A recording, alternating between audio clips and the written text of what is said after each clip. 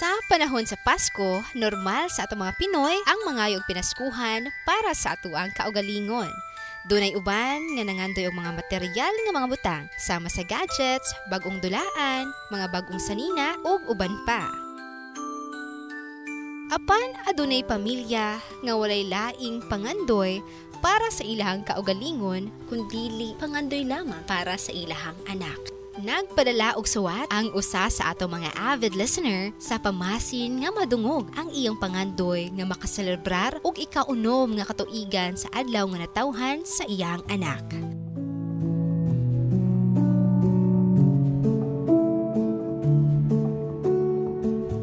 Si Ruby Fimeca, 32 anyos, usa ka inahan nga walay laing pangandoy kundili ang kaayuhan lamang sa iyang anak nga si Baby Tatya. Si Baby Tatya, 5 anyos, usa ka kiat ug inosente nga bata nga walay laing gihuna-huna kundili ang paglingaw-lingaw sa kaugalingon. Hilig siya nga mulaag ug bisa na nga mag-TikTok. Wag kang mahihiya, sige subukan mo, baka may makala. If we ever broke up, I'll never be sad. Think about everything I thought we had if we ever broke up. Apan kining tanan, nausab tungod sa nahitabo ni atong buwan sa Pebrero karong tuiga. February, higihilantan na sa sugod niya. Napacheck up siya na mo, mga kuana, March 3 na. Nakuana na siya nga, na sa TB meningitis. Si Baby Tatya na-diagnose og TB meningitis. Diin nga nisaka ang kagaw sa iyahang utok. Usa ka sakit nga wala nila damha nga moagi sa ilahang pamilya. Wajud ko mudam ni Jay kana pag karon na pag 5 niya, ikalitra niya sakit. Niya sakit. Kon kana siya lagsik na siya.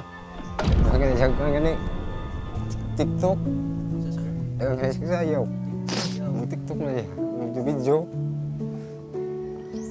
Wala ko magtuo nga. Ganaan siya. Tungod sa sakit nga gidaladala ni Baby Tatya, dili na kini makalakaw, makakita ug bisan makaistorya nila ni Robefi. Igo na lang kini nga makadungog sa ilahang pagbakho og mga istorya. Abi na kung dili na mo makita si Inday. Mao to na desisyon ko sa akong ginakong pares ni G nga adto mi si Budok. Dito na mo nakuan si Inday. Kahit taon kaayo yung himtang. Nga, gitubo sa siya ni G. Sakit kay G. Akong nakuan ni G nga. Ug pwede pa lang. Ako unan ako sakit sa akong anak. Ang iyang hangyo na dungog sa Brigada News FM Cebu, pinaagi sa iyang ipadala na suwat. Hinungdan nga ato silang gibisita sa ilang panimalay sa Sapang Dako, Cebu City. Wala ta nagdahom sa kalayo o kalisod sa agianan padulong sa ilang panimalay. Pag-abot sa ilang balay, ato siyang gisurpresa, pinaagi sa paghalad og awit sa Pasko ngadto sa iyang pamilya. I wanna wish you a Merry Christmas. I wanna wish you a Merry Christmas. I wanna wish you a Merry Christmas from the bottom of my heart. Ug syempre, aron atong tumanon ang usa sa ilang Christmas wish, ang makadawat og pang Noche Buena package gikan sa one tahanan. Ug syempre, aron ma-celebrate ang 6th birthday ni Baby Tatya. Dako kay namong kalipay nga nagsuwat ka sa brigada kay gusto nimo nga maka-spend og birthday sa imo ang anak nga wala nay kahayag.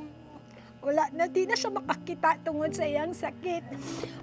As in nga, bisan og struggle kayo may pag-ari din Kay kanang layo-layo gyud tuod siya, pero napulihan og kalipay, og kana bang it humbles us down, nga dunay pamilya, nga gusto makik-celebrate sa iyang anak, nga adlaw pag yun niya karon birthday niya December niya sa imong anak nga si Baby Tatya. Day, wala man kay kahayag karon, pero ang gugma sa imo ang parents, ang gugma sa imong mga ate o kuya sa Brigada News FM Cebu.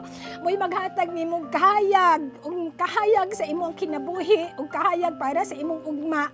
Naara ang Brigada News FM. Unta pagasawan ninyo ning cake ug kaning amo ang pang Noche Buena package sa Pasko nga magmalipayon puno sa tinuod nga kalipay ug kalinaw ug kanang pangandoy para sa pamilya. So happy birthday Inday Tatya. I know naminaw ka, wala man tuod ka kakita sa amo pero nadungog nimo ang amo ang gugma para sa inyo ha.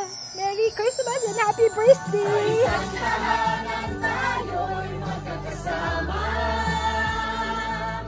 Sa isang tahanan tayo ay matiwang. Ngayong Pasko damhin mga puso nagkakaisa.